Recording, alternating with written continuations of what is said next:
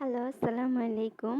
আজ রান্না করব ডিম আলুর পাতলা ঝোল। চলেন রেসিপি শেয়ার করি। ডিমটাকে ভাজতে বসিয়ে দিব। হলুদ লবণ মাখিয়ে ডিমটাকে ভাজতে বসিয়ে দিলাম। এখন ডিমগুলোকে উঠে রেখে দিব পাত্রে। ওই তেলের ভিতরেই দিয়ে দিব আলুটাকে ভাজতে।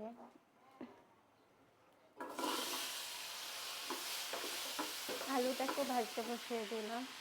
দিয়ে দিলাম 2টা তেজপাতা। এখন দিয়ে দিব পেঁয়াজটাকে, আলুটাকে ভেজে নামিয়ে বসিয়ে দিলাম ডিম আলুর তরকারিটা। দিয়ে দিলাম পেঁয়াজটা ভাজা ভাজা হয়ে আসার পরে দিয়ে দিলাম একটু পানি। এখন দিয়ে দেবো গুঁড়া মশলাগুলোকে।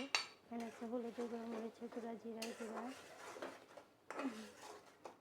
লবণ। একটু জিরার গুঁড়োটা বাড়াই দিবেন। আর দিব একটু টমেটো, যদি এটাতে টমেটো দেয় না তারপর আমি একটু দিব। খেতে ভালো লাগে, টমেটো দিলে একটু টক টক হবে। এখন দিয়ে দেবো আলুটাকে দিয়ে এটাকে একটু কষিয়ে নেব। আলুটার সাথে দিয়ে দেবো এখন ঝোলটা আপনাদের পরিমাণ মতো।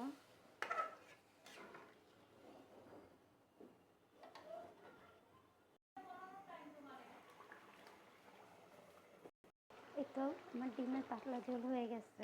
ডিম রান্না শেষ। এখন করব পটল ভাজি। বসাই দিলাম পটল ভাজিটাকে হলুদ লবণ দিয়ে মাখে। এই তো পটল ভাজি হয়ে গেছে। পটল ভাজিটাকে এখন উঠে ফেলবো। দিয়ে দেবো পেঁয়াজটা আপনাদের পরিমাণ মতো দিতে পারেন।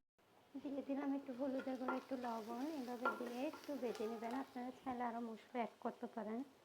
ভাজা ভাজা হয়ে আসার পরে দিয়ে দেবো পটলটাকে। এটাতে সবাই কোনো মশলা ইউজ করে না, পেঁয়াজও দেয় না, শুধু ভাজা খায়। আমি শুধু ভাজা করলাম না, একটু পেঁয়াজ দিলাম। পেঁয়াজ দিলে এটা খেতে একটু ঝাল ঝাল হলে খেতে খুবই ভালো লাগে। এই তো তৈরি আমার পটল ভাজি হয়ে গেছে। পটল ভাজিটা এখানে ভিডিওটা শেষ করছি।